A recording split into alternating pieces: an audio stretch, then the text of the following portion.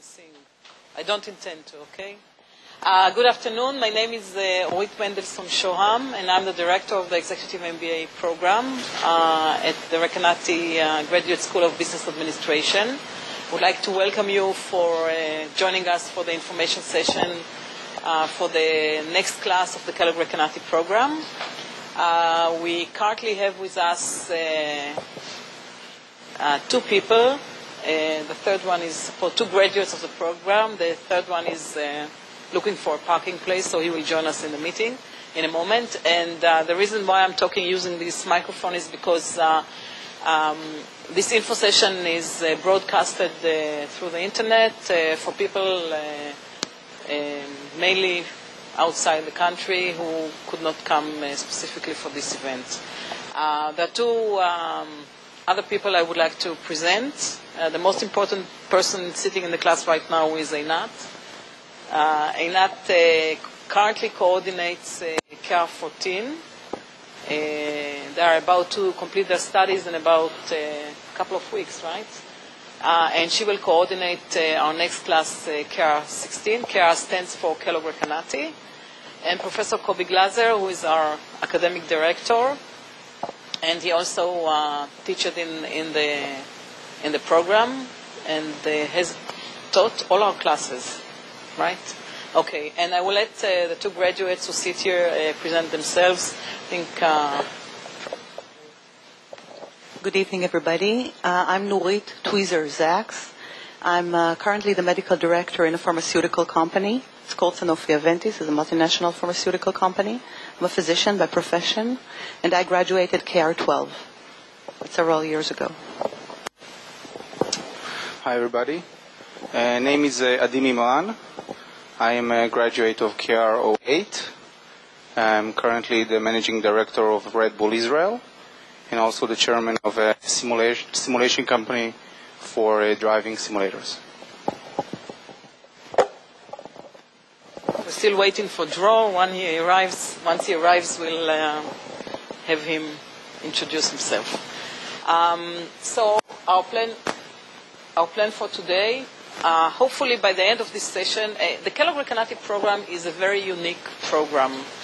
I think also once you compare it to programs outside Israel, leading in executive MBA programs in leading school, you still see some uniqueness about this program. And our purpose in this information session is to try and give you most of the information which will be relevant for you in the decision process that I assume you are going through, whether you want to join this program for our next class or in the future. So following the information session, the first thing you will be able to assess is if the program meets your agenda, if this is the right program for you. You will be able to qualify if you meet our requirements, if you qualify for the program. Hopefully, with the help of the graduates that we have here, you will be able to feel what it's all about. As I said, it's a very unique experience, a very unique program. And sometimes we find it quite challenging to try and convey to you what exactly this is all about. So with the help of these 2+1 graduates, you will be able to hopefully to get a feel of the program, and you will be able to launch and manage the application process. Okay, this is the second information session that we conduct towards our next class. We still have additional two.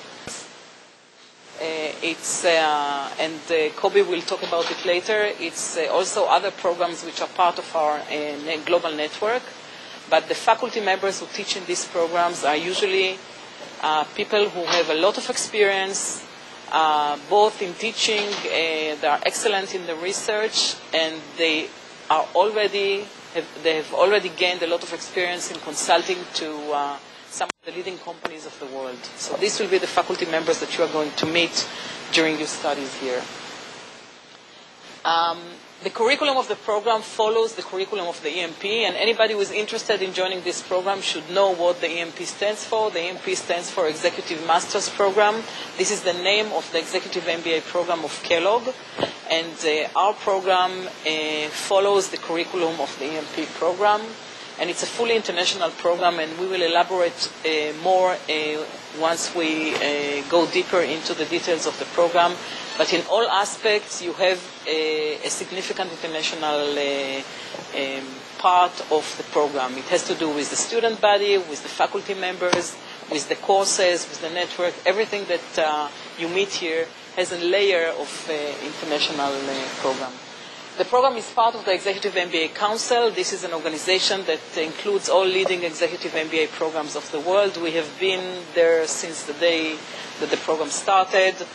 We join their conferences, we meet people, we exchange ideas, we exchange know-how, and this program belongs to Kellogg World. First of all, I have to tell you, many people, once they start talking about Kellogg, they have this, because of the conflicts, they say Kellogg's. So you need to differentiate between Kellogg and Kellogg's. Oh, shalom. Alan. Okay, take a seat there, okay? And I will let you sit down, and then I will ask you to introduce yourself.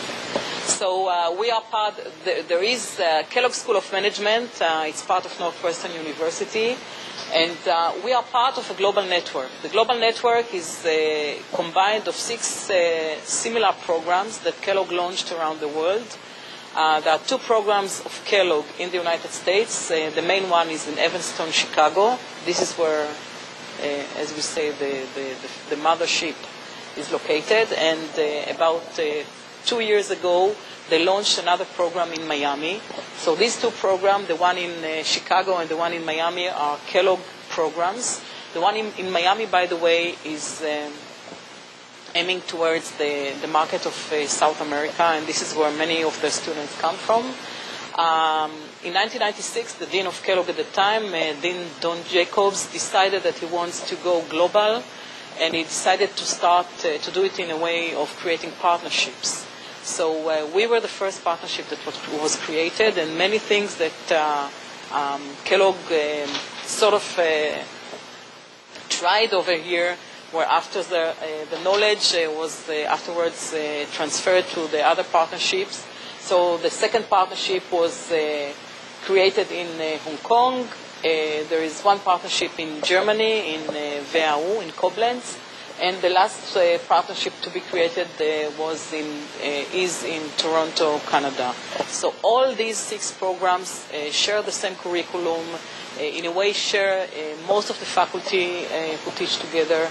And we all follow Kellogg spirit in the sense that we have academic excellence, a lot of emphasis on the teamwork, which is a very important part of the program, and the honor code. So any applicant, any person who applies to the program has to sign the honor code and say, okay, I agree or I give my consent that once I join the program, I'm going to follow this and these ethical rules, and this gives us the opportunity to live, to have quality of academic life. Once you complete the program, you become a member of the Kellogg-Recanati Alumni Club, but not only this one, you become also a member of the Kellogg Alumni Club, and you become a student of the Kellogg School of Management the day you join the program. And it means that you have your net ID, which allows you to connect to all the websites of Kellogg. You become part of the network, and this goes once you are studying, and of course once you complete the program. Dror. I was shocked by being late. I was the one that pressing the... Okay, so hi everyone. My name is Dror Dotan. I graduated KR11. We graduated 2008. 2008.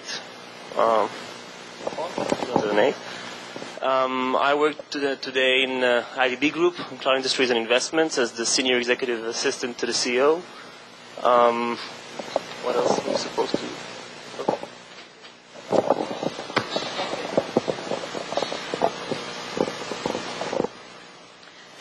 With regards to recognition, okay, so Kellogg is ranked repeatedly at the top. Kellogg is a school, and this is the point where I have to present the difference between the MBA program of Kellogg and the Executive MBA program. So Kellogg has 2 programs. It has an MBA, which is aimed at people who are younger and have less experience and have the executive MBA programs. The school, as a school, is repeatedly ranked at the top. Based on academic achievements, our school was ranked third in Europe. We are the first and only business school in Israel to have gained the AACSB international accreditation. This is a process that there is a team of the organization of the AACSB who comes here and sort of tests us on many parameters. And we are the only business school in Israel to have been accredited by this organization. The Executive Master's Program, the EMP, is ranked number 1 by Business Week and by US News and World Report. And lately, the Kellogg Global Network, meaning all 6 programs, were recently ranked by the Wall Street Journal as the best in the USA. So the best actually in the world, because we all went to this ranking process as one big organization. Okay. So I think this is the time. I'll just mention what we have here, and then I'll have our graduates. I can see the smiles, okay? So this picture up there is, as you see, a group of people diving with the logo of Kellogg-Recanati. This is part of the alumni activity. Mainly people from KR9 who have been organizing many events, and they went to Eilat to dive and took the Kellogg-Recanati logo with them. The picture at the left corner of the screen is KR12, right? It's KR12 in our journey to China, and I will let. This was exactly during the big economic crisis, and we went to visit one of the biggest harbors in China, and it was amazing to see how everything was in total silence there. It was unbelievable. The picture at the left corner is KR15, so this is the class that is studying right now, and we have organized for them, as you can see, an event of fun. So we are going to talk a lot about how much you have to invest in your studies and how serious the program is with regards to all academic aspects, but I can tell you that it's not only hard work, and it is hard work. There's a lot of fun also in this. And the picture here at the right corner, again, I think KR12 by the people with their guests from around the world during the international week that we hold here in Israel. We have 2 international weeks which are held here in Israel, and we have students who come from around the world, and once they have completed their studies, they took a day off and all went to the Dead Sea. So what I'd like to ask now the 3 graduates who sit here is to tell you a little bit about their experience in the program, then we'll go into detail.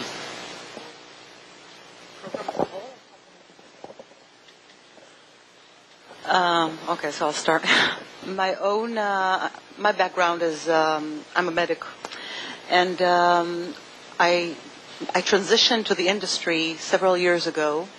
I came with a lot of knowledge in my field, as I'm sure that you have in your own professions, but very intuitive in business aspects. And there are many, many aspects to every business.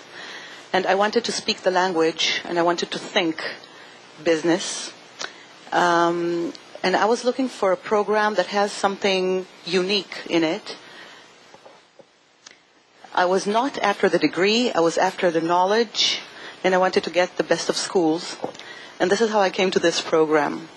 What I think this program has that many others probably do not have is first the excellence as a it's the best school. You've seen the ranking. The fact that it's an executive school, the students themselves have a lot to do with the success of the class. Your input is as important as the input of the professors. Sorry. And please don't be misled by these pictures, because it's very hard work. I think that's one of the best parts of the school, that it is hard work. if you work hard, you know what you do. And, Orit warned us at a certain point in the studies that we may enjoy the first year, but the second year is a kind of a crisis. We will not want to go on or, with the program or proceed. I can tell you that my own experience was that I did not want it to end. And when I finished the program, and even today, I'm willing to start it all over again. So this is my own experience. Okay, so basically after 4 years after completing my first degrees here in Tel Aviv University in law and economics, I was, I think, 30 years old, maybe 29 years old, and I decided it's about time to go further with my academic knowledge to do an MBA. At that point, I could choose between going to an MBA in the US or alternatively staying here in Israel, pursuing my career and taking another class, another MBA program locally. I think that for my standpoint at that time, it was really a difficult decision until I found out about the Kellogg-Recanati program. So when I compared going to business schools like Harvard or Kellogg in the US to regular MBA programs in Israel, I couldn't make up my mind, because stopping your career for 2 years is a very difficult thing, especially if you have family, etc. And on the other hand, I really wanted to do a premium MBA and not a regular MBA. That I felt that obviously the regular MBA is different, and I felt that I need something that is more kind of an executive MBA with diverse colleagues and experienced colleagues that will sit near me and will contribute to the discussion. So at that point, when I found out from another alumni about this program, it was very easy for me to make up my mind that I'm going to stay in the country and do an executive MBA, which is practically an international one. And you know about the program, you know about the trips to the US and Hong Kong and all the others, and the professors that are both locally and globally lecturing in universities. And I think that this is my first major point. It's really a win-win if you're busy, if you're a working person, if you have families, but you still want to do something which is not the regular, checkbox your MBA and move on with your life. You want to get an added value from a program. Then this is in my experience and looking back, almost 6 years. I still think that it was the best decision I could make. I have a question before I start, just by raising hand. How many of you are considering or considered doing an MBA or executive MBA abroad in the US or Europe? Okay. And the second question, how many of you are considering doing the executive MBA program Kellogg-Recanati or the executive, the parallel program of executive MBA in Hebrew? Only one. Wow. Well, I was part of these two groups because at the beginning I thought about doing the program abroad, and the price I thought I will need to pay by leaving my job and my career was heavy enough, so I started to consider which program will be the nearest or the closest, let's say, for the idea of doing it abroad. And I made a thorough investigation and came to the understanding after, of course, talking to a lot of alumni, which I really recommend you to speak with people that you might know, because you've probably been addressed to this program by friends or colleagues, so to talk with them, because they will tell you, the pros and cons and the process that they went through, like you're probably going through right now.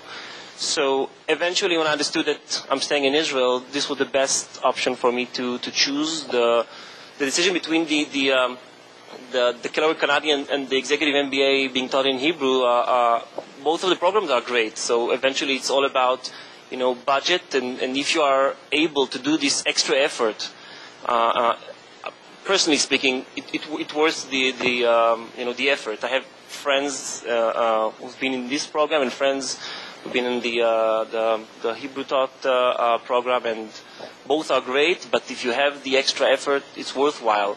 One of the greatest experiences is the fact that you have people from different backgrounds, from different ages, from different professions, and what's happening in class, besides, of course, the courses and the theoretical material, which I know the professors I hate when you're saying theoretical, but most of it is theoretical. But what's happening in the class itself is one of the, for me personally, the best added values. Talk with people that are great in sales but have nothing to do with internet, or the ones which are gurus in internet, but when they hear about industry, it's boring. So think about this brainstorm in class and how much you can learn from each other. When I started the program, I was married but without any children, so it was relatively easier than my friends who had 3 or 4 kids and woke up at 3 or 4 o'clock in the morning to complete all their tasks. But eventually, all of them are happy. One of the things which Orit mentioned about being an alumni both in Tel Aviv University in Recanati School and in Kellogg in Northwestern, if you are wise enough to use this wide network, it's endless. Think about the fact that if you're looking for connections with the Google or with IBM or with Facebook, maybe. Probably there are alumni which are, I don't know about Facebook probably, but one of our students is one of the entrepreneurs. Nice. Really? So just think about, I don't know what your ambitions and what you're looking for, if it's a research work, job searches, or just to look for mutual projects. The network here in Israel is wide enough, but now try to make it like 10 times of what's happening here and use both of them. Me personally, it's another added value, but that's fine.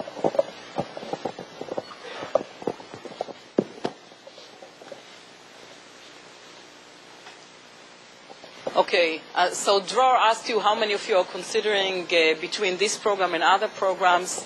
I assume that if you are here, you are interested in MBA, specifically executive MBA, and I would like to present a model of how do you analyze the added value that you get from an MBA, and we will continue the presentation following this. So there are 4 components that create the value of your MBA program, your executive MBA program.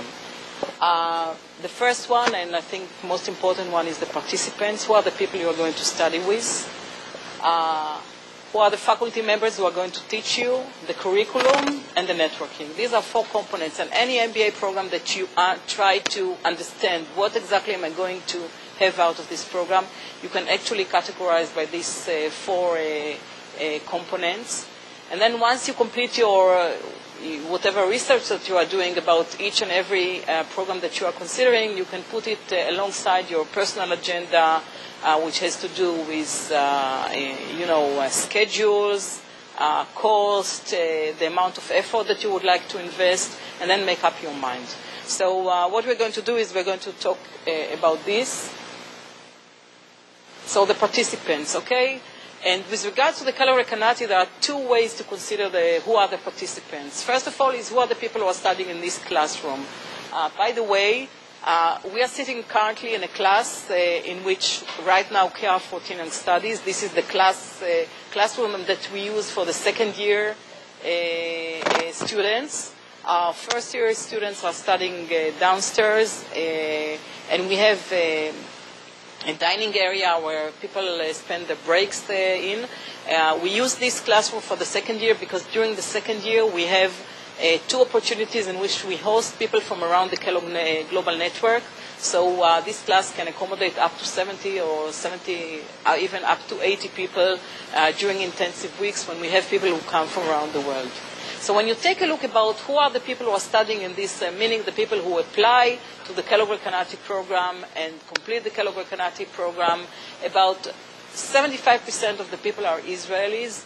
Most of them are people who have a lot of interest in international business. Otherwise, their incentive to take specifically this program would not be strong, and about a quarter of the students are non-Israelis. It may be people from different countries. We had people, and you can see here and in the brochure, we had people practically from all over the world coming here for different reasons. We always have in each class, we have a group of people from the West Bank, Palestinians, who have been studying with us, since KR1. So this is how you present it. Lately, we have also quite a few people who are Israelis but are not working currently in Israel, and they fly to take the program with us. But what I would like to suggest is, once you talk about the class, if you consider how many modules are conducted in an international environment, about 1/3 of the program is conducted in an international environment. It might be the 2 weeks that we spend in Chicago, in Evanston, studying together with people from around the global network.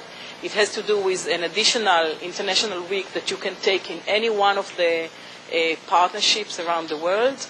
And the 2 international weeks that we conduct here, it's about 1/3 of the program which is conducted in a totally international environment, and I think this is one of the added values of the program. So this slide here represents part of the picture. The bigger part has to do with the global network.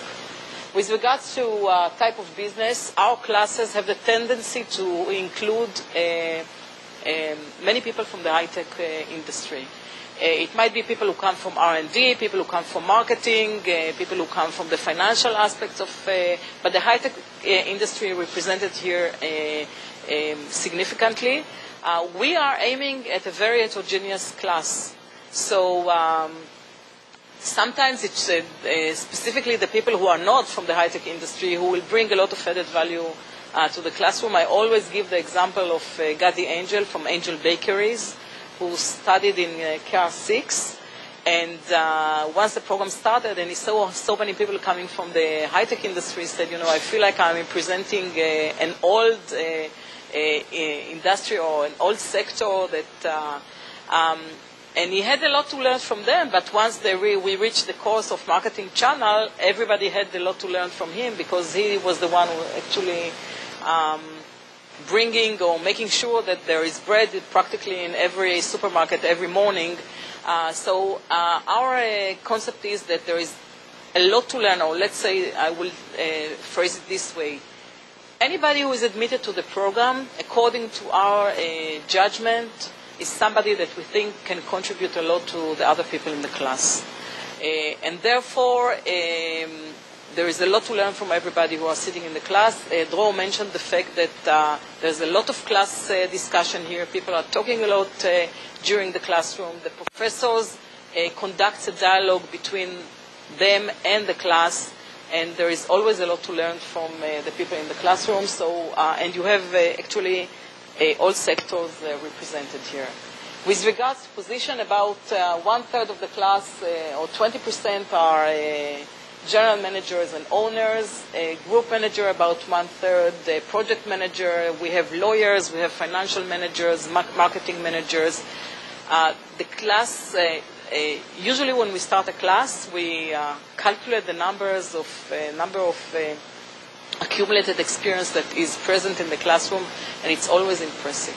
It's always the first day when everybody stand up and present themselves, you sort of start to appreciate how much knowledge actually is present in the classroom, and these are the people you're going to study with and you're going to work with. Do you want to say something about class? Okay, so this chart shows the diversity, and I think that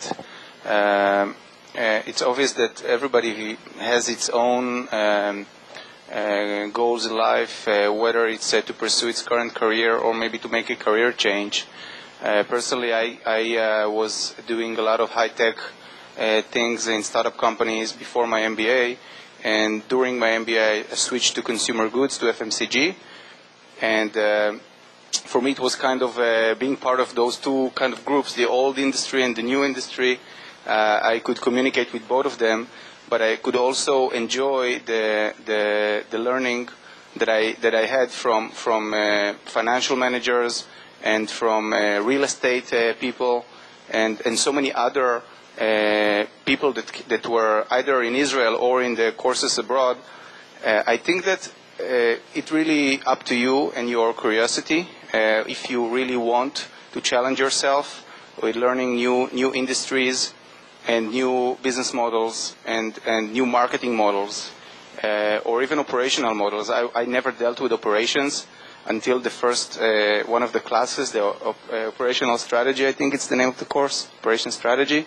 And for me, it was really fascinating to learn how a business operates and see the theory behind it and the different outcomes that you can get from understanding this kind of aspect, which in many businesses you don't deal with, but in others this could be really key for the success of the business. I really believe that whether you want to you feel that you have the knowledge that you need for your career or not, it's really beneficial to speak with people who come from different industries. It could be sometimes really fun. I remember long nights of debates in my home or one of the other colleagues' home in the small groups of studies where we were debating about something, and the guy that came from a totally different industry was talking about marketing now and really enforcing his opinion. And you say, guys, I know this. I do this every day, so don't tell me about it. And eventually, it really creates a very fruitful discussion and a very really something that you don't. I never saw it in my first degrees. I didn't do a regular MBA, but I never saw it in other regular degrees because people I probably share the same background, and here it's really a big difference. Just to add that beyond the discussions in the classroom, I'm sure that Orit will refer to this later, you will be divided into groups, working groups, and the groups are very heterogeneous, the same philosophy that you heard here. And this is one of the very important factors, I think. I did not appreciate this at the very beginning of the program, but when it went on and on, not only I appreciated my classmates, which were wonderful, but I learned that not only the experts in their fields have a lot of input and a lot to say, but even the ones that this is not their actual core competence have a lot to add. So these discussions make it very, very colorful. The whole studies are very, very different than any traditional way of learning. And I'm sure that Orit will refer to this very soon.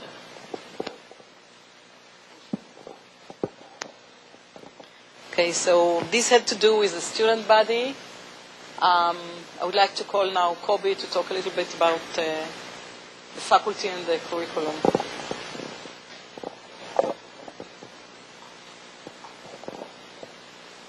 Get scared when they see. Okay. Good evening. I'm Kobe Glaser. I'm the academic director of the Executive MBA's program here in Tel Aviv. Myself, I'm actually a Kellogg graduate. I got my PhD in Kellogg in 1987, long time ago, at Northwestern, in a field, in an area or in a department called Managerial Economics and Decision Sciences, which is one of the departments at Kellogg. And since then, I've been doing research and teaching and consulting and other things, especially in economics and managerial economics and some other fields in economics. And among other things, I do teach the economics classes both at the Kellogg-Recanati program and also at the Recanati program, which is the Hebrew program. I'll say a few things about some of the elements here. I think that everyone who comes to take or wants to take an MBA to join an MBA program has, I guess, three things on his agenda, three goals. One is to acquire some tools, some knowledge, some skills, some language, as was mentioned here. This is one objective. The other one is networking, and the third one is to get an academic degree. And I think everyone hopes not only to get an academic degree, but to get a good one, and a distinguished one, a respectable one. And I'll say a few things first about this one, about the academic element of the program. Orit will talk more about the networking, and I will say a few more things later on also about the first goal, which is the tools that you will acquire, that I hope you will acquire here. In terms of the academic degree, what am I doing wrong here?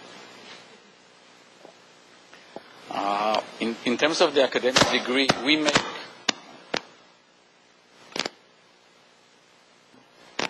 as I say, we make every effort that you will actually get, and that the program, or that there is something serious and deep behind the name Kellogg-Recanati. Both Recanati and Kellogg are very distinguished schools, and we would like to keep it like this. And I think the first thing I should say, and it was mentioned here before, if you come here, we do accommodate. We understand that the students here are not like undergraduates. They are not 21 years old students, but actually that these people have families, they have jobs, they have other things to do. So in this sense, we try to accommodate, but we do also keep the academic level, which means you will become students if you join the program. And it means you'll have to sit in classes, you'll have to take notes, you'll have to listen, you'll have to participate, you'll have to work a lot beyond classes, you'll have homework assignments, you'll have exams, and everything like this.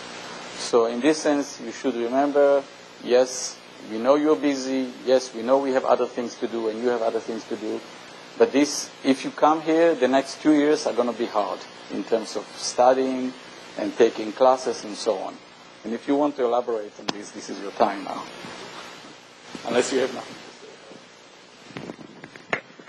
to say. Well, I'll just say that it's true that there are some hard times.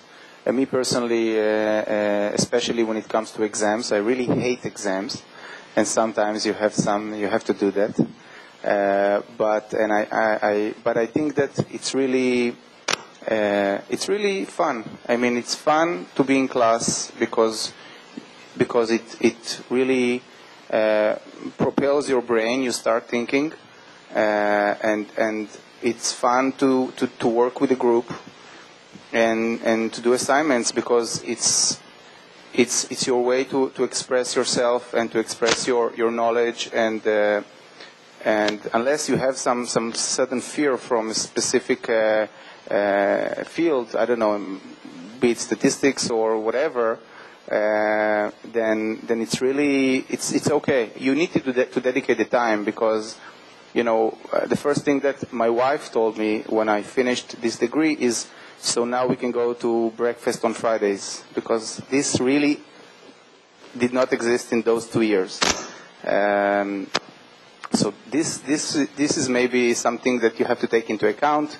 Fridays is difficult, but other than that, it's if you have flexibility at work to spend the time in the necessary, then I really think it's not like the first degree or something like that. It's really okay. I want to give a different opinion.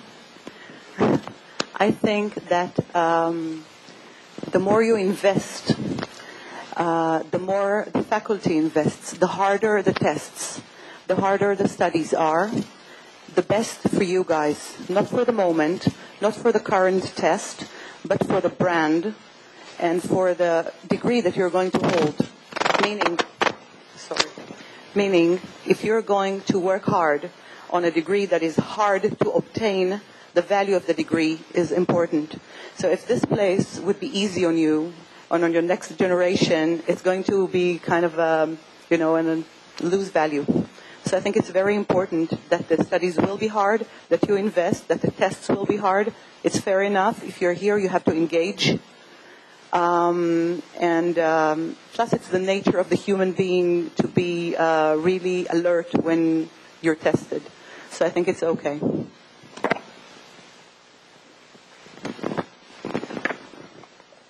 Okay, in terms of, as I said, in terms of making it really a distinguished program, it means three things, and you see the things here. One is who we admit to the program, and we try to admit students that we know have the ability, the skills to become actually good students and hopefully later on good managers.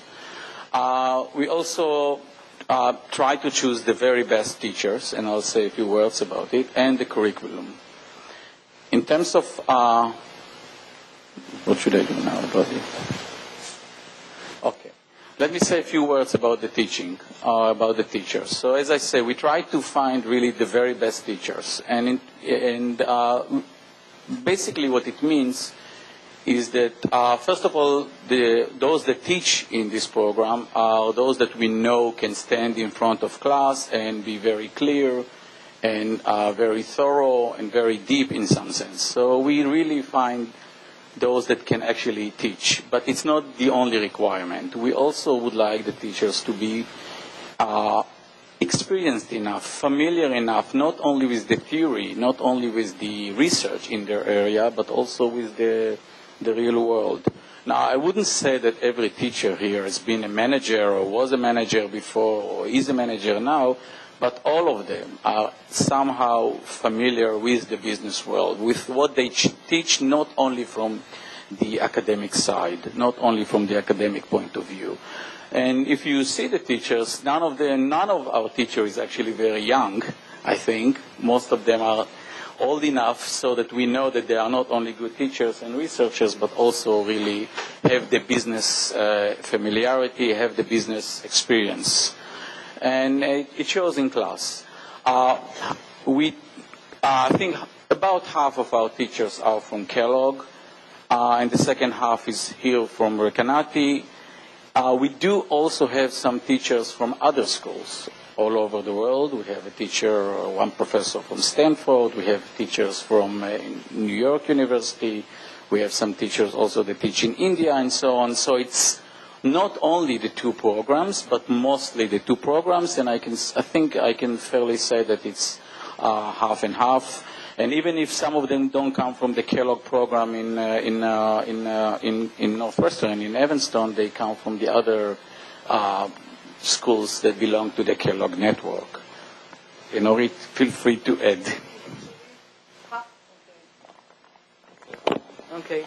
Actually, half of the professors who teach are Kellogg faculty members, or half of the professors that you will meet are Kellogg faculty, and the second half is divided between Recanati and other professors that we invite here to teach. May it be faculty members who used to be Kellogg faculty members and moved to other universities, or professors who come from the Kellogg Global Network.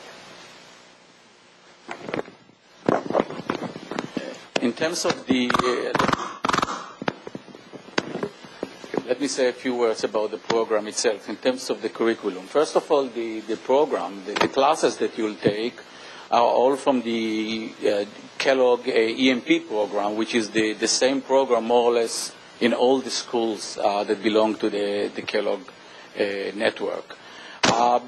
Basically, the program has like 14 or 15 modules. And we don't talk about semesters in this program. It's really modules. Each module you will take 2 to 3 classes, especially in what we call the regular modules. I think most of them are actually 2, right? Most of the regular programs have 2 classes, and I think it's a great idea that you take only 2 classes per module.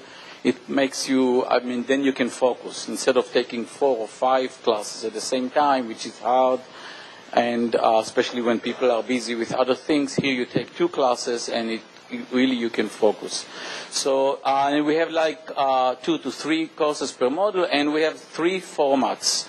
One is the regular format, which is you take a class either on Thursday, every weekend, either on Thursday or Friday for several weeks. This is what we call the regular format. So you take, let's say, one class on Thursday afternoon, the other class on Friday. And this goes on like this for several weeks.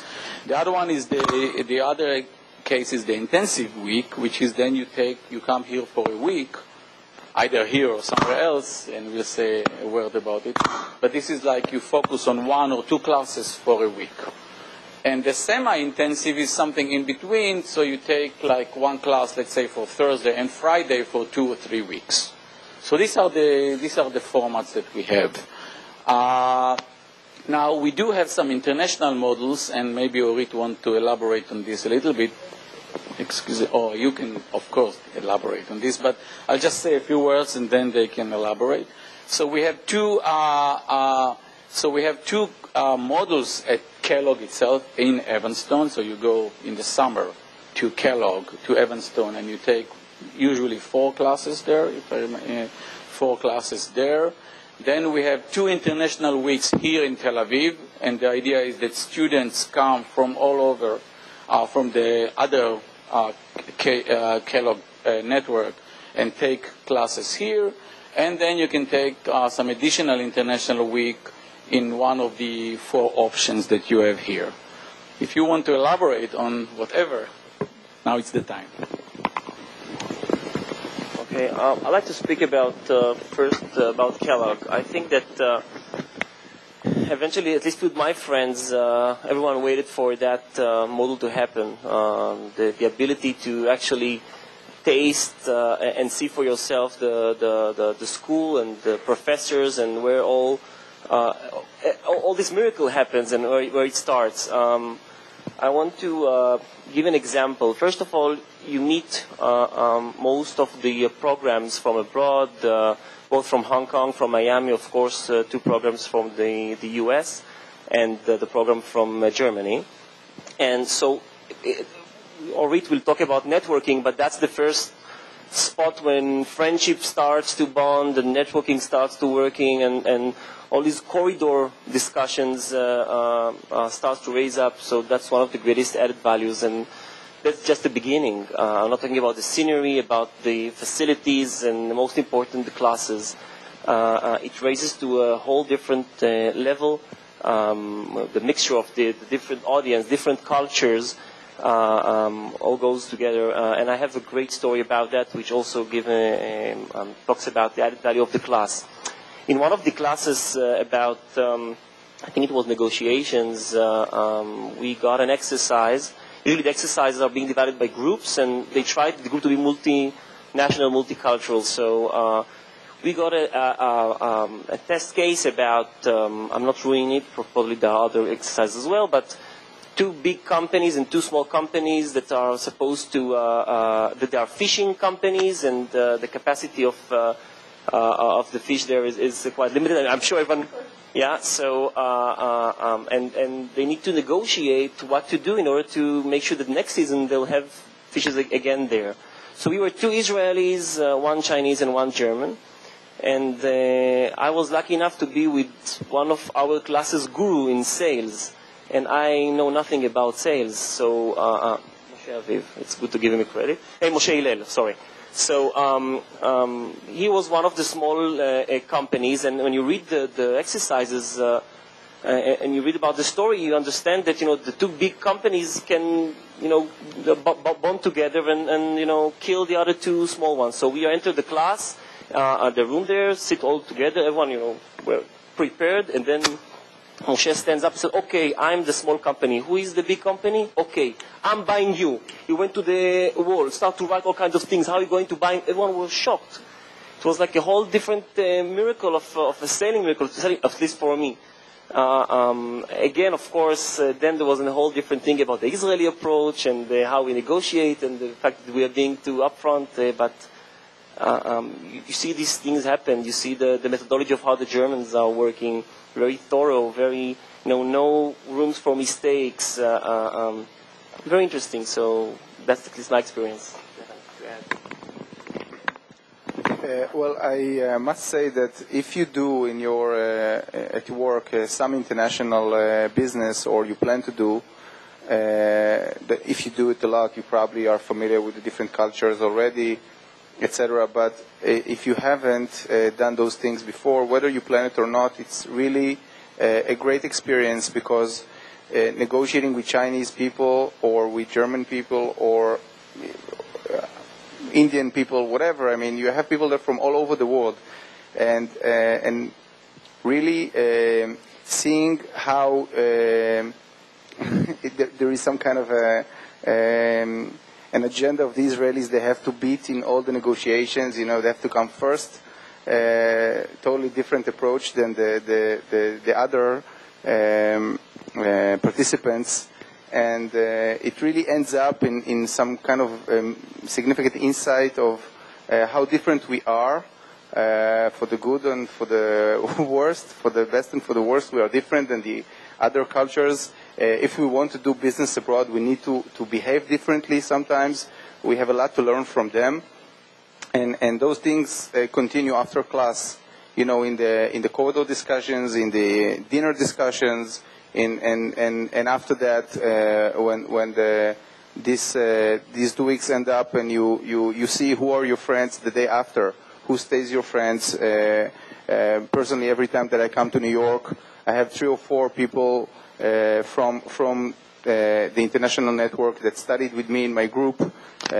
Fortunately, they all live in New York, although one of them were in Hong Kong back then, but she moved, and we all meet every time, and we really we don't do any business together, but it really ends up in gaining some new friends, learning a lot about business and about friendship, and it's really great.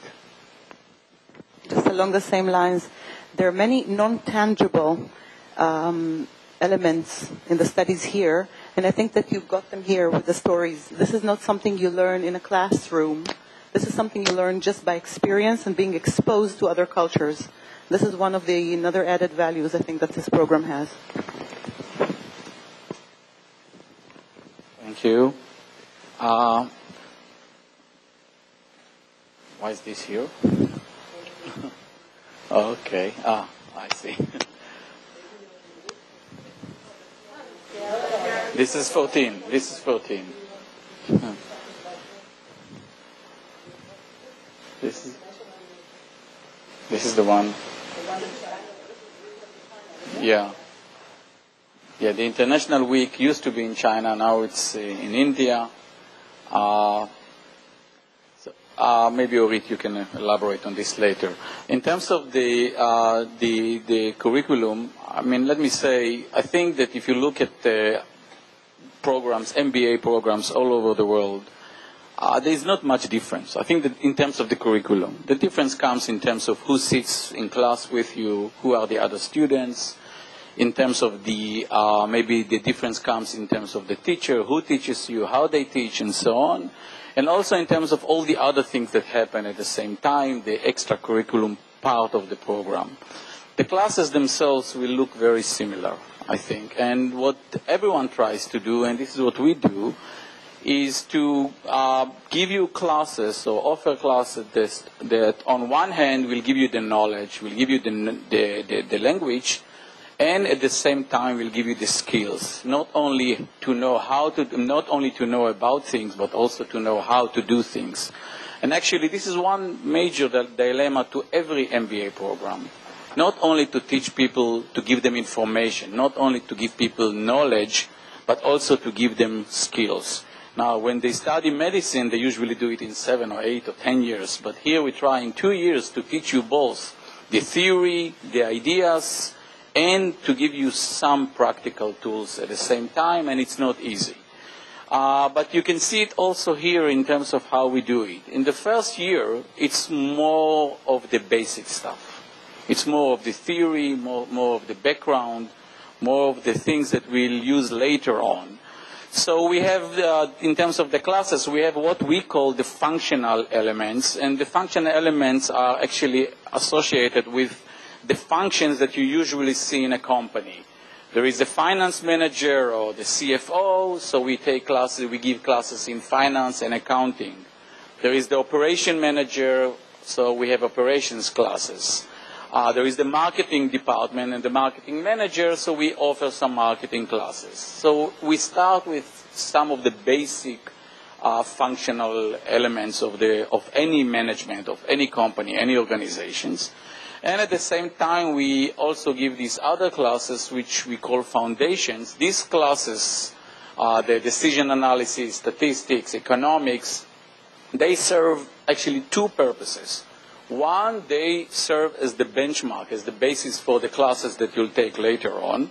But also in the classes themselves, in these courses themselves, we do try to give you some tools, some understanding of the business world. So this is not just classes that prepare you for the other classes. These are not only foundations, these are also classes that we hope give you some understanding of various elements of any company, the economic element, the economic environment, decisions under uncertainty. So we give classes in statistics and so on, obviously business law and so on, and organization behavior, which involves, human resource management and so on. So this is the first year. The second year, it's the more advanced year, and what we do here is, on one hand, specialization.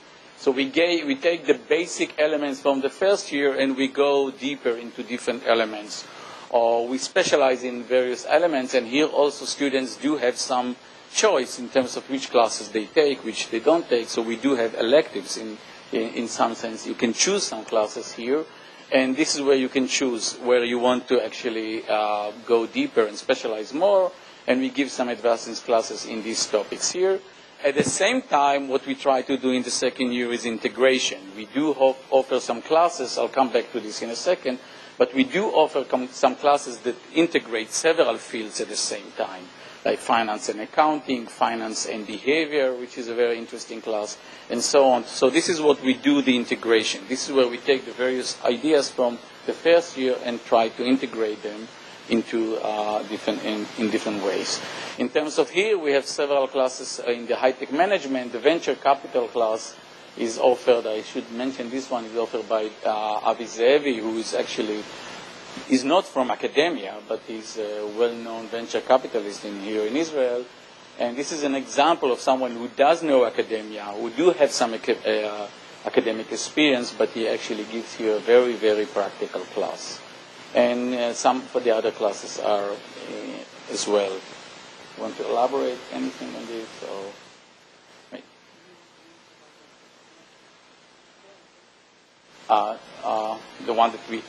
which one? The new one or the? Okay, so we are going to have, I guess, starting next year.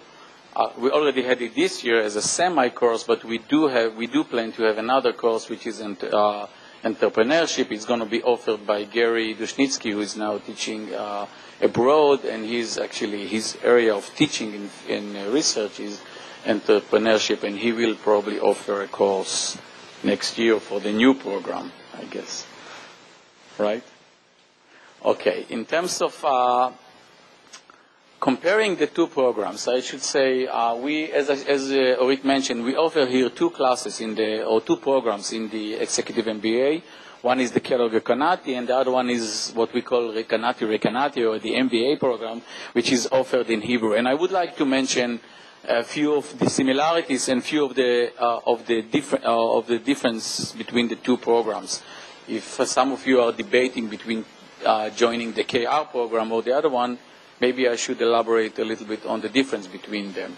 Before I do this, I do want to refer to something that was mentioned here before. I know that some people are still thinking about taking classes abroad in other schools, and obviously there are good reasons to take programs or to join a program somewhere overseas.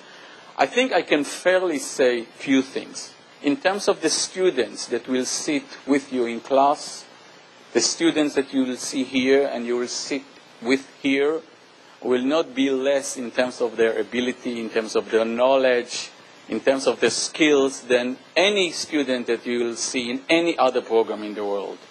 I think that our students are just as good and as experienced as any other program in the world. I don't think that's where you will see the difference. They may have some different background, and obviously they come from somewhat different culture, but in terms of their academic abilities and knowledge and experience, I don't think you'll see any difference. In terms of the teachers, the same thing. I think we have the very top teachers, the teachers that come from Kellogg. Kellogg is a top school. Our teachers here, also those that teach in the Recanati, all of them have taught all over the world in the very top schools. So in this sense, I don't think you'll see much difference. And in terms of the curriculum, as I told you, I don't think it's going to be very different.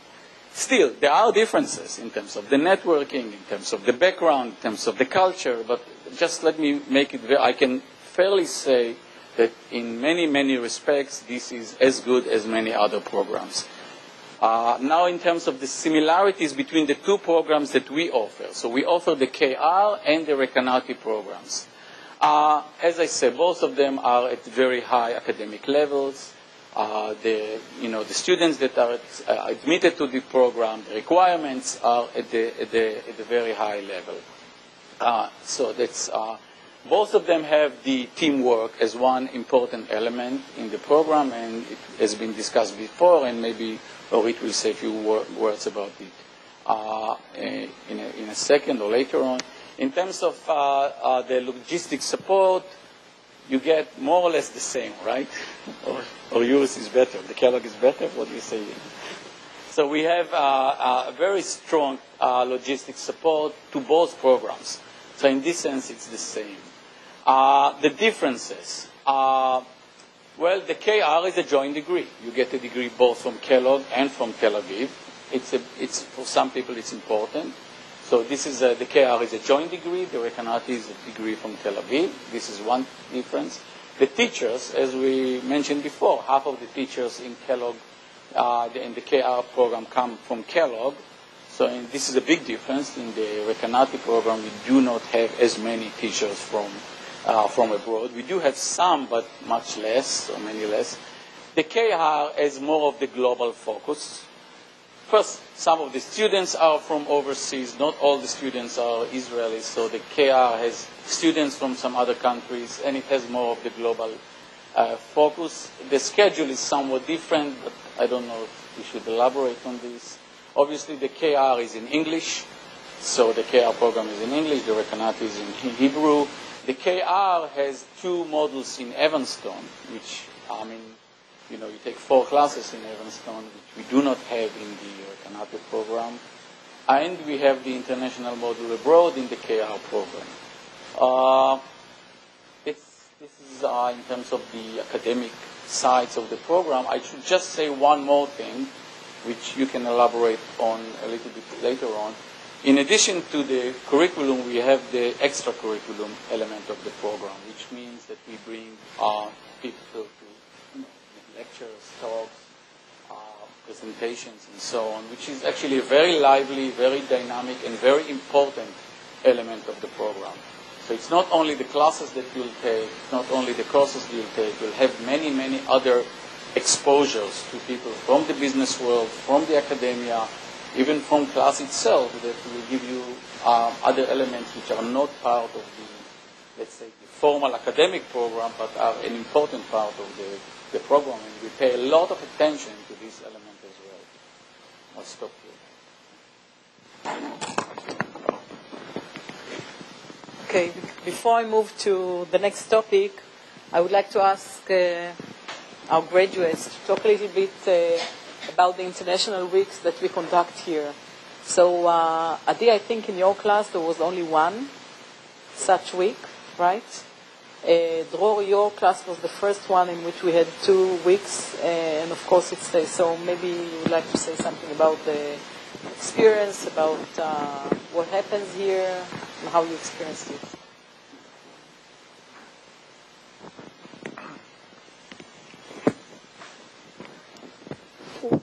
Well, the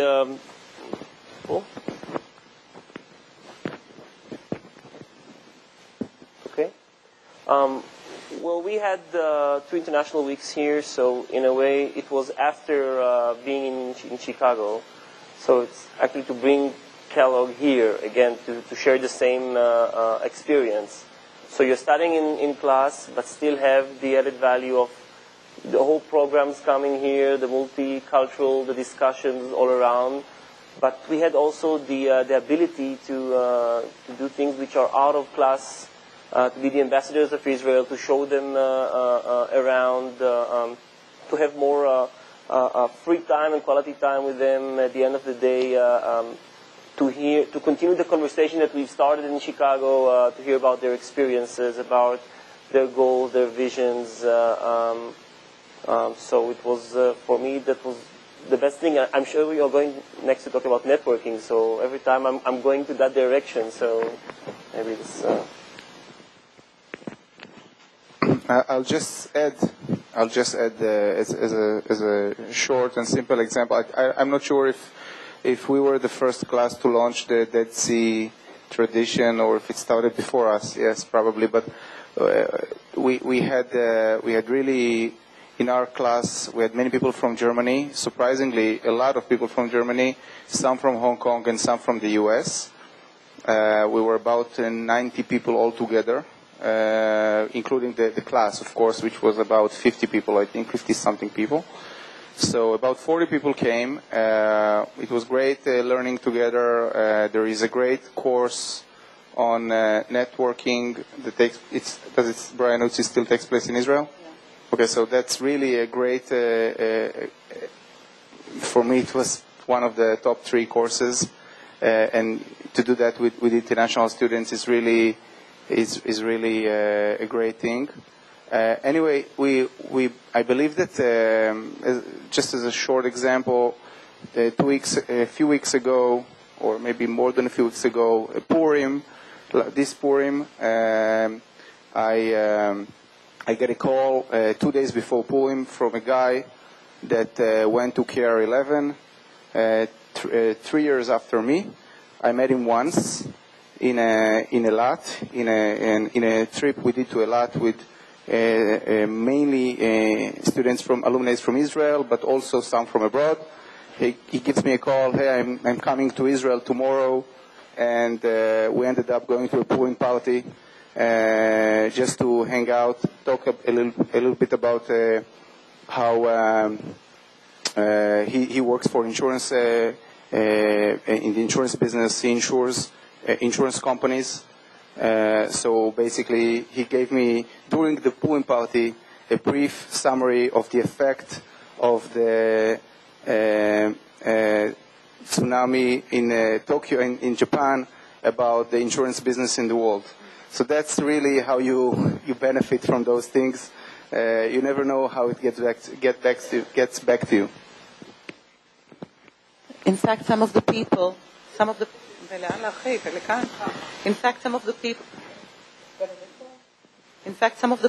that you meet in Evanston, in Chicago, or maybe in the international weeks are curious about Israel. They're coming over, and besides the very good studies, you're also having a lot of fun. You don't sleep at night during the week, and they want to see a lot. They want to experience the place. In our case, we had one international week during Yom HaShoah. We had one of our most brave, intelligent people in the class who's been searching or following his father's roots. He had a very dramatic, I think, personal history, and he stood in front of the whole class, including the foreigners, and exposed himself totally. Everybody was crying in the classroom. Then they heard the siren. They weren't sure that we warned them just to make sure that they don't think that there's a war coming up. And this is a siren of the Yom HaShoah, and I think that they were really emotionally involved. It was fun. It was great. Okay.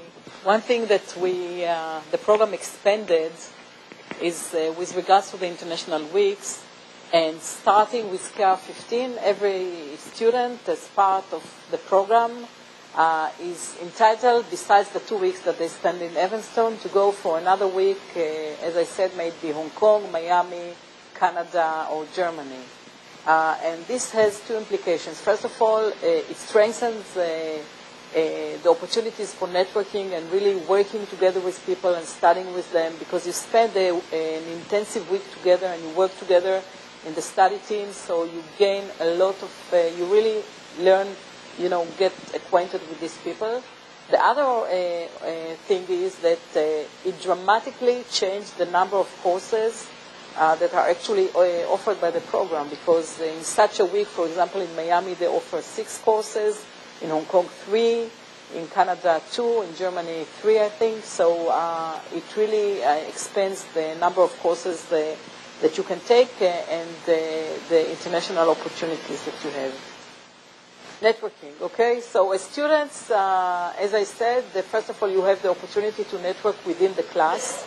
And since you work in small teams and you learn together with a couple of people, and I always find it a bit strange to mention it in the information sessions, but people say we start here, we are not, we don't come here to meet new friends, but the friendships that are created in this program are something that will go along with you for the rest of your life. Especially when you get higher in the hierarchy of the organization, because, the higher you go, the more alone you are. And the people that you have studied with are actually the people that can consult you with, once you encounter a problem or a challenge. These are the people that you will feel comfortable enough to, sit with them and discuss with them exactly what are the problems, what are you hesitant about, etc. So first of all, it's within the class here, and as I said, you're part of a global class. It's also in between the classes of the global network.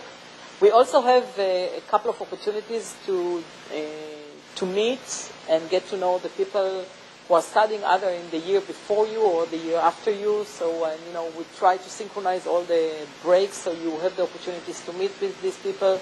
We do networking sessions. The director of the program is now open to everybody since day one, once you start the program. And the fascinating fact is that how responsive people are from the network. So you don't need us to be the sort of contact point and connect you with other people from the KR network. You can send an email, say, I'm a KR graduate. I'm a KR student, and I would like to consult with you about it. People say that the responsiveness is amazing, even not only within the KR program, but also with the Kellogg Global Network. The numbers that I hear back from students are about 70% of instant response to such what you would say, a cold email.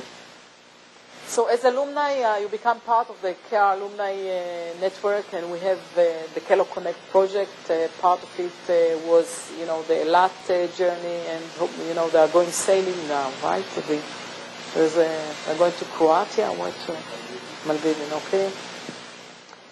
You are part of the Kellogg Alumni Network. You are part of the Executive MBA Network, which is a network that includes both programs, ours, the Kellogg-Recanati and the Recanati. And of course, you're part of the Recanati. So it's mainly a matter of how much you really want, because we offer a lot. Nurit, maybe you want to share your experience of last week? Okay. So apparently you're entitled, when you graduate, you're entitled to take any course with the next years. I took last week an entrepreneurship course by the same professor that was presented to you guys. I was surprised to find other classmates from my KR12 in the same class. This is several years after we graduated. And the fact that this is open to you, we did not have an entrepreneur class in our program, so it was good to have.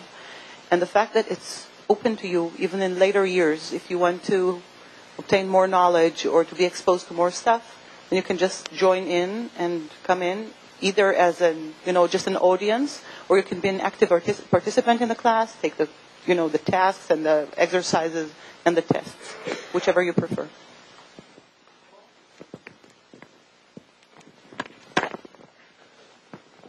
So the idea here is the program evolves all the time. Okay, we offer new courses, we offer new things for the students, and we are very happy to open it also for the graduates of the program. Okay, this is part of a project that was also initiated by KR9 students. It's KR Cares. The program adopted the Rogozin School even before it won the Oscar and became so popular in Israel. Since KR9, this is 6 years ago studied.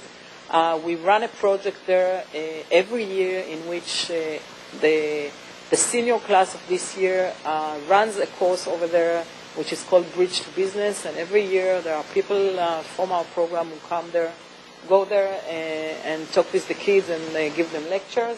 This is part of Purim, which was organized by KR11, I think, KR10 and KR11, so they organized for the kids for Purim some sweets. So we know that you are very busy, and Kobe also mentioned the fact that we appreciate the fact that you work. I mean, I think that the main challenge of the program is the juggling between your work, your studies, and your family life. And I'm not trying to prioritize which one is the most important. But if you want to get something from the program, this is what Nurit said, you really need to invest in it.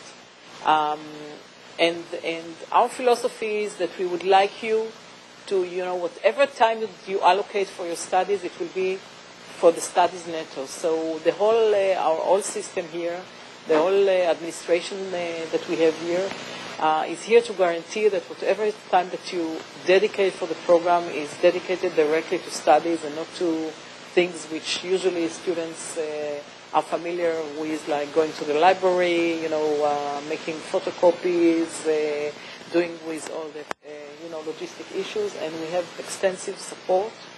The schedule is convenient mainly for people who travel a lot, okay? Unlike the schedule of the Hebrew program, which is regular next year, it's going to be Thursday and Friday. This program is working on a sort of a burst mode. So you have some intensive weeks and you have some regular weeks, and in between you have breaks. I used to say in information sessions and even to the class, I used to say the time in between is time for you to catch up with your work, etc. Until once one of my students said, we still work during this time, we still work and we still study, but we don't come to school. This is the only difference.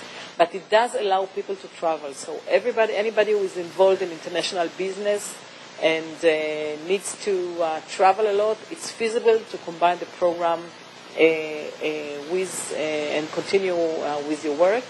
And if you miss a course, we also can use in this situation, we can also use our contacts with the Kellogg Global Network and have people who, we have one guy working, I don't remember the name of the company, but they have apparently a summit every year exactly on the same time that Brian Uzi teaches the course. And he said, I really need to take this course.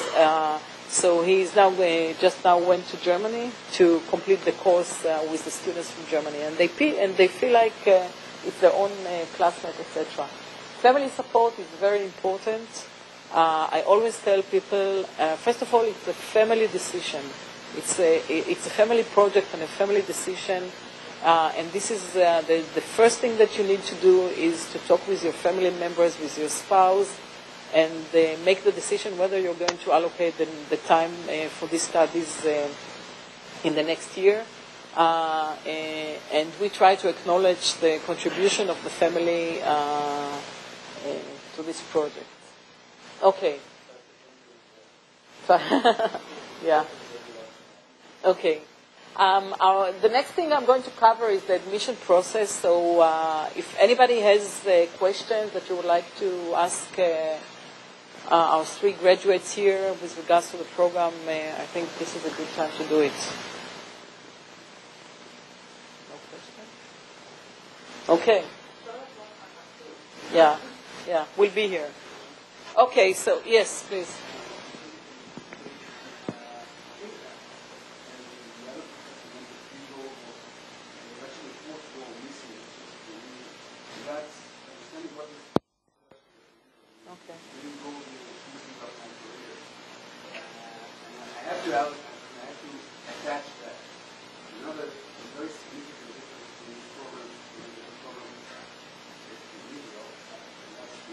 Okay. First, how negotiable is it? How do you finance it? And what is the ROI of that? You actually see the investment cost. I think that's for me, having following this program for quite a few years, thinking it's whether number one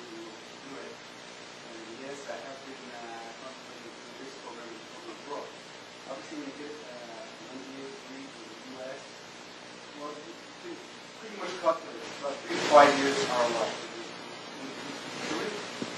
The question to understand, does an MBA really matter in Israel? I don't know. Question mark?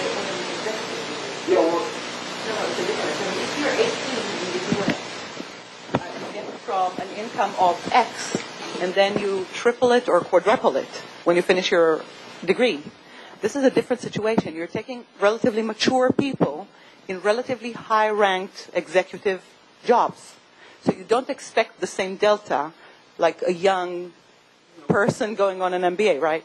So without going into figures, so it's not going to be in multiples.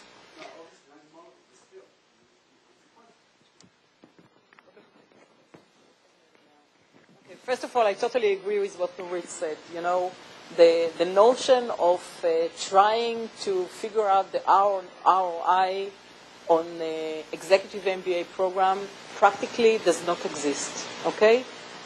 It doesn't exist because, as she said, the people that we recruit are people who are already senior, or relatively senior, have already sort of made their jump in the business world and are coming to study now for a... it's very different. I mean, I'm a graduate of INSEAD. It's very different, the experience of the students who study here from what I experienced with my friends when we completed the program, our MBA, we were younger.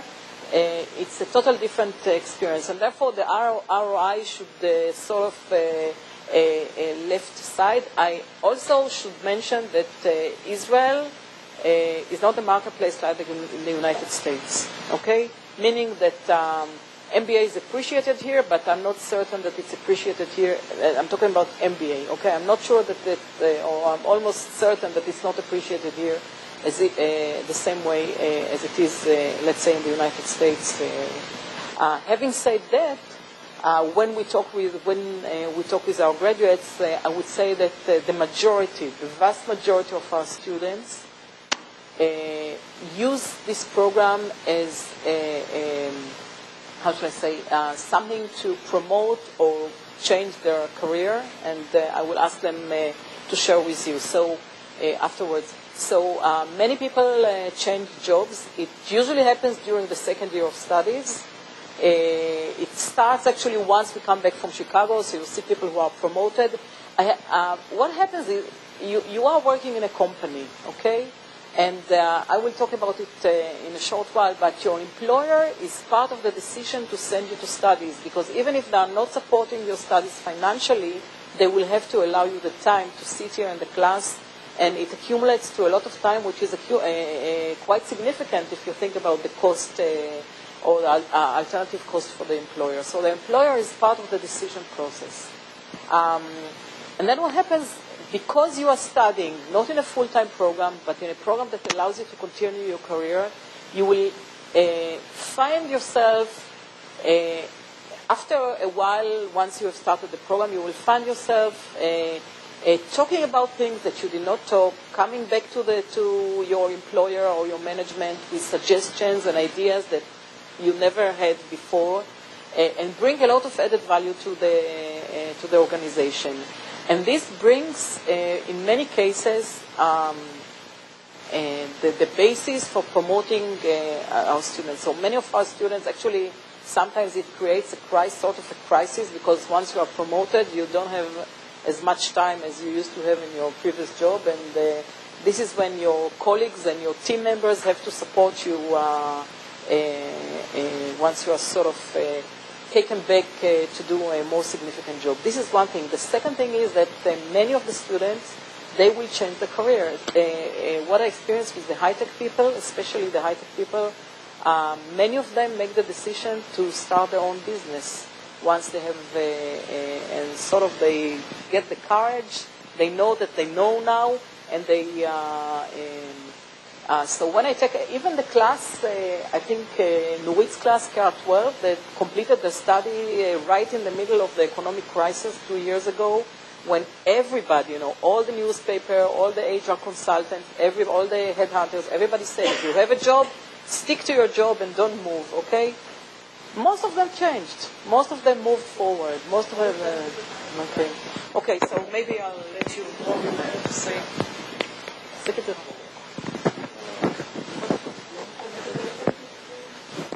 it works better. I want to continue the answer maybe. I think eventually it's all about you. And what are you going to do with the infrastructure and the tools and networking going to do? Because we had students in our class that they got this program as a bonus. They came, they heard, they laid back, did whatever they do and continue with their lives. And we had the opposite, people who practically went to sleep with the Kellogg pajama. They were so tuned about this Kellogg thing. They were busy with networking, who to meet, how to do, what's the next step. When they were in Chicago, already they arranged for themselves meetings with locals. So it's all about what we're going to do with this. No one will make sure that your ROI will be worthwhile. You are the one who needs to do that, especially in a very complicated surrounding that we have, both business and, of course, geographically. So that's at least just my point about this. If you want something to add. If I will start now, they will have to stay another hour. A friend of mine, not a friend, my previous employer, when I told him that I want to take this MBA, and I said immediately I don't want any financial support, he said, okay, so you're going to leave us within 2 years. That was his answer, and he was right. I just said I need your approval, but for me it was obvious that I'm going to do some career changes. And then he asked me, okay, what do you want to do with this MBA? And I said, I want to be a CEO in 10 years. Statistics doesn't work on one person, but all I can say is that my first CEO position was when I was 34, 4 years later. I'm now doing my second CEO position, and I calculated my ROI a year after I finished. So it's not statistically applicable, but it could happen. On the other hand, I think that even if your ROI takes 10 years, it doesn't really matter, because one of the things that really I feel that changed, I personally became, in my industry, a manager that is a manager that international companies seek for the local business in Israel. That's my positioning in the work industry, okay, in the FMCG industry. And international companies that want to have a GM in Israel, they look for people who have international MBAs. That's, for example, something that it's not an ROI thing. It's really whether you get the job or not. And sometimes you just see that the ceiling goes up, so you can really become better in more senior positions in 10 years, and that you alternative maybe wouldn't get. So to answer to your question, don't calculate your ROI, just see if you can fund it. If you can fund it, go for it. If not, take a loan maybe. But really don't look for the immediate ROI, because you will never know. I used to laugh that my employer got his ROI from very fast, because when I did the pricing course, I could really implement on a day-to-day the pricing knowledge that I got at work. So my employer really got benefits from the courses that I took. They never paid me the share of the savings that I had because of it, but it really has value. I did not do any transitions during my studies, but I am going to transition now. This is 2 years or 3 years after graduation. So I had a lot of value in where I was standing during these 3 years. And in terms of dollars, it's going to pay off now. So sometimes there's a lag, it takes some time, and then you switch later. Any other question? Yes. Even I cannot hear you.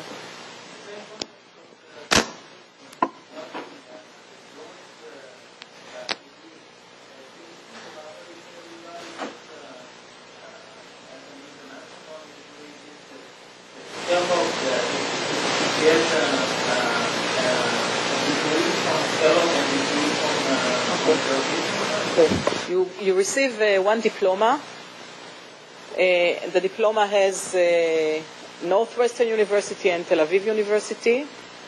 So it's one paper, but for any matter, you are a graduate of Kellogg. You get a Kellogg forwarding email address, all the websites, the directory, everything is open for you. Kellogg publishes, how is it called? Kellogg World. Kellogg, a magazine that you receive for the rest of your life. For every matter, you become a Kellogg graduate. And the network is open for you, which is the most significant thing, because may it be for your own personal career enhancement or for your company. If you want to, Stuart Ballan, who is the president of our Alumni Club, he said that he was looking for contacts in some of the leading 500 Fortune 500 companies in the United States. He searched the directory. He sent them an email. He says it's unbelievable how these busy people, once they see Kellogg, they get back to you on the spot. And these are even people that may have not studied in the executive MBA program. These might be people who have studied in Kellogg in the full-time program, but once they see Kellogg, they are very responsive. So there is a lot of potential there. And Dror said a couple of minutes ago something where it's basically up to you how much you dare to use it, because once you start, it's really the sky's the limit. Any other question? Okay. So the admission process, if you decide that you want to apply, first of all, it's the process that you need to manage, because Adi mentioned you need, first of all, to negotiate it with your employer, okay? I always say it's not an insignificant investment from the side of the employer. Most of our students are, first of all, get the sponsorship, which includes 3 components. The moral sponsorship, saying, we give our blessing to you joining the program. We understand that you have now another assignment in your life that will take will need some of your time. The time sponsorship, we are going to allow you to give the time, which is very important, because it accumulates to a lot of hours, to many hours, many weeks in which you are absent. And I should also say that the fact that our schedule is not regular, and sometimes you are here for a whole week and then you don't come to study, and then you are here only for Thursday afternoon and Friday morning, it's very difficult for the people around you to sort of deal with it. It's much easier when they know you are out of the office on Thursday and Friday. So this is part of the challenges, and you need to negotiate. And of course, the matter of the tuition. Is your employer willing to allocate some financial means and sponsor all your studies or part of your studies? And we currently have in our classes the whole range, starting from people who are fully sponsored. So the employers say you can take the time. We are also willing to sponsor your studies financially. And what Adi mentioned here is very typical. They are the ones who are going to get the added value, the first ones who are going to receive the added value from your studies here.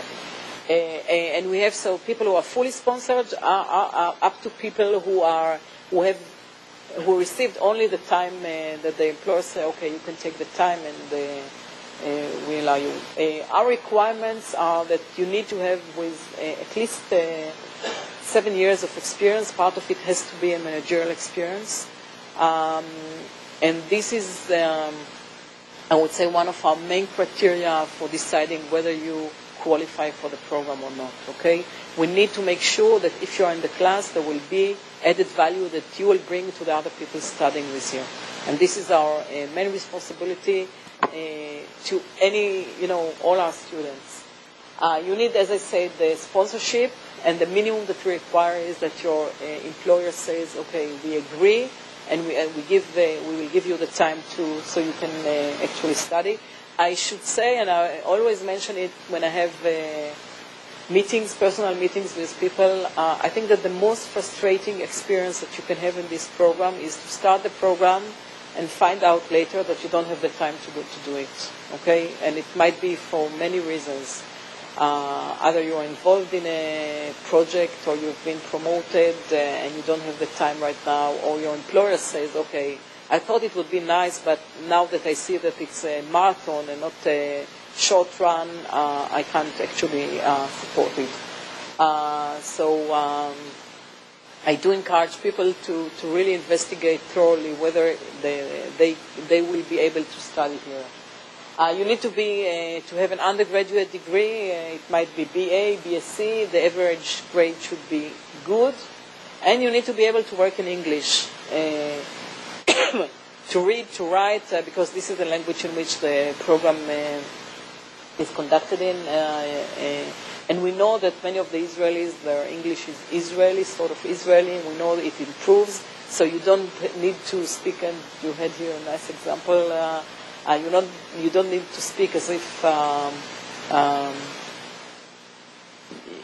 this is your mother tongue, but you need to be able to work and express yourself and read and write during your studies. In the brochures, you have the application kit. You need to fill in the application form. You need a sponsor's letter. The sponsorship letter mentions that your sponsor is willing to sponsor also financially sponsor your studies. So whatever suits the situation in your case, you need to indicate it.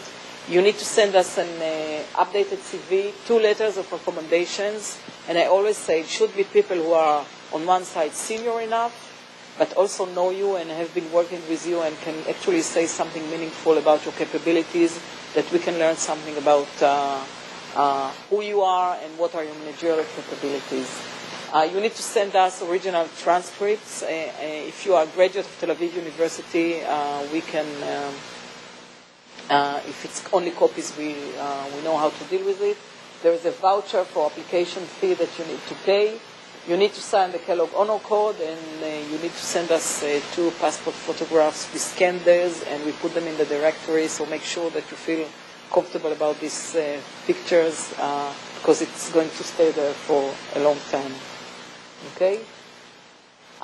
Once we have received your application, we invite you to an interview. First, what we call an academic interview. It's an interview that we conduct with our staff. It might be Kobe, it might be me, it might be Gadi, who used to be our academic director.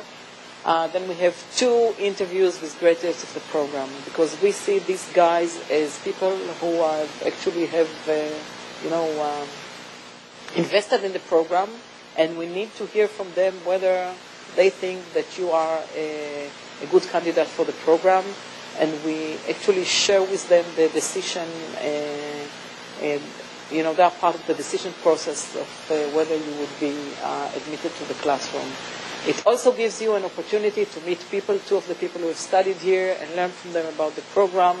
And we are really thankful for the time that they allocate to help us here and to help us afterwards with the interviews. Once we have all this information, we invite you. We have admissions committee. In parallel, the university is checking, formal, all the transcripts and the diplomas that you send us. And once we have all this, we can decide if we are indeed going to offer you admission. Factors in admission, as I said, the most important part for us is what will be the added value of having you in the classroom. Okay? How are the people who are going to study with you in the study team, or the people in the classroom, how much they are going to study to learn from you? So what's your management capacity, your career involvement, which industry you represent, what is the company? We mentioned a couple of times today that we're looking for a very heterogeneous class. So if you represent something that, an industry, a sector, a profession that we don't have, you will be, of course, quite appealing to us with regards to the admission. You need to have the sponsorship. First of all, the support, the time is crucial for us, and the tuition. It does indicate for us something if your employer is willing to pay for your studies partially or fully. but it's not a requirement now. It's not something that we will decide if your employer is not financing your studies, you are not admitted. But it does indicate for us what's your value for the organization, okay? What will be your contribution to the class? You know, how well will you work in team? Teamwork is something which is very crucial in this program, and you need to be able and you need to be willing to work in teams because a lot of what's happening here has to do with teamwork. And if everything goes well, and you have been admitted to the program, this is a picture taken at Evanston at Kellogg. The Chicago Lake is over there. The Ellen Center where we study and stay is somewhere here. And I think they look like, this is the Norit's class, they look like a very happy group of people. And yeah. Okay. Any questions? Yes. I have a question For you guys.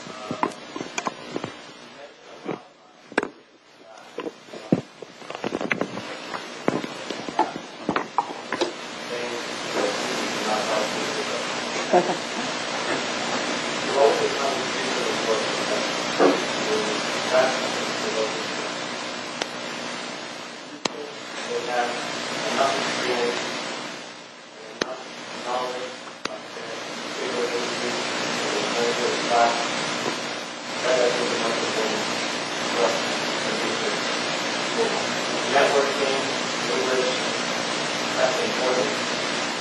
Here in Israel,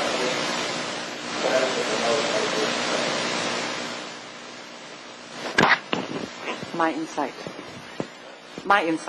That's my personal. First of all, when I came into class, I had no tools of evaluating my teachers. Okay? I had their CVs exposed to me. But as teachers, I had no good way of evaluating them. This is where they're the professionals and I'm the student. And yet, some professors are very impressive. Others may not be as impressive, even if they have an immense and dramatic academic background. Okay? So they are picked, you know, they're a selected group of teachers in the sense that they have a lot behind them to offer. They're very experienced. This is something that it's easy to detect. Some of them you like, some of them you don't like as much. With some of them you have this instant chemistry, with others you don't. I think this is very natural in every program. If I'm looking at the overall, the sum of the vectors, I can tell you that I have nothing to compare it to, but I don't think that in my studies, and I was exposed to postgraduate studies in my own profession, and I have 2 specialties, and I did a lot of work in the U.S. and in other places in the world, so I do have some feel as to the level of my mentors and teachers. I think it's a highly selected group of teachers overall. Some of them I liked better, some of them I didn't. I think that the professors in general, saying, not specifically mentioning any one of them, but they were very good. The curriculum was excellent. I never imagined that I will be exposed to so many business cases, recent business cases from global companies, nothing to do with Israel. None of them, I think, was regarding an Israeli company, or we didn't analyze any Israeli company in the whole MBA. All we learned was from international business cases, and personally, I really enjoyed the value that I got from most of the professors. Just as an example, I had the opportunity in one of the courses to write a paper, an academic paper, together with the professor. That was an assignment I got instead of my final exam. I hate exams, so I really enjoyed doing this instead for future publishing. So this kind of opportunity you probably won't get in a regular from a regular professor in a regular class. Well, first of all, I agree with them. I just want to add, again, it's all about what do you expect. For me, I really like the show around the lecture. And the American professors, it's not a secret, most of them, let's say, come to entertain. So, of course, it's academic course. Of course, you get a lot of it, but it's an entertainment. It's a show. Can I play with the presentation for a minute? One of the professors here.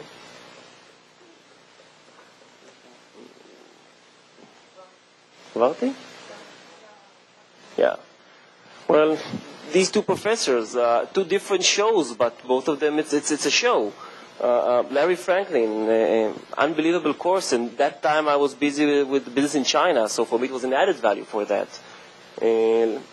Lakshman, usually it's in the first model, again, a low-minding course, a different type. Both of them are professors, which, they are foreigners, Kellogg type, and two different things. It's a show, again.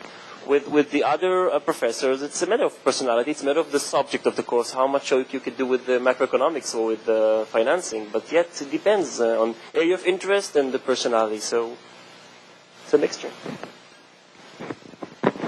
One last thing. I think that it's very important that the professors can manage the class. And in this case, it's a class of people that are sure that they know everything about everything, because they're managers and they're professionals and they're relatively high ranked. So there's a lot going on in the class, and I think that the professors are able to conduct both the discussion, all the opinions ranging in the class, and give their own input. So altogether, I think it doesn't get any better than that here. Maybe just one small remark.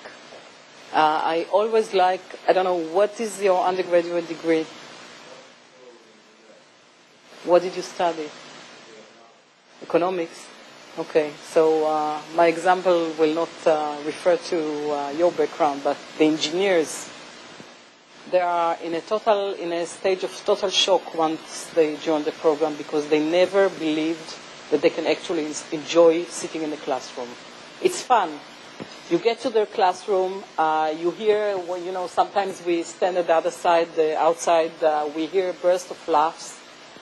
People work together. Dror said it's entertaining, yet it's very serious. Okay? So it's true that some of the professors can actually give here a show and you enjoy it, but the academic level is really serious. So maybe I can say something from my own background, studying in one of the best schools in the world. I think that the team that we have here is actually better than the one I had in my studies. Okay, so just, and it has to do with the school. It has to do with the fact that we are harvesting faculties from, if you think about it, 6 different programs. One of them is one of the biggest business schools in the world, but we have professors coming from Hong Kong, from Canada. We have people who used to be Kellogg faculty and moved to leading schools. So, I mean, all in all, I think that the team that you meet here is really amazing. This is my family. Any other question? Yes, please. Yes.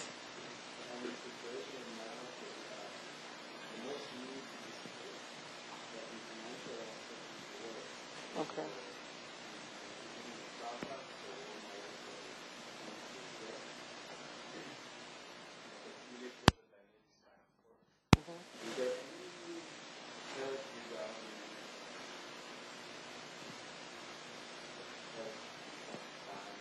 Okay. We have an agreement. We have an agreement with Discount Bank. They are willing to give loans in relatively, convenient terms. Right. Thank you. With regards to when you actually need to pay back we can be flexible with regards to installments and when exactly you pay and which amount, etc. But Discount Bank is working with us on preparing special loans for students who study in the program. Okay.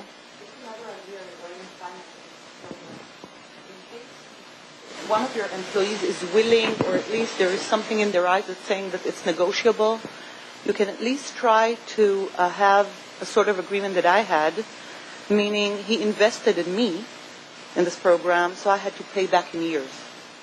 So I'm not saying that this is the only thing that kept me in my position, but you do realize that you have to pay back in a way. So if you can come to terms with your employer, this is another way maybe to get some support with the tuition for this course. Okay, so I would like to thank you all for taking the time, sitting here so patiently. We are going to stay here if you have any additional questions, and have a good evening, and thanks.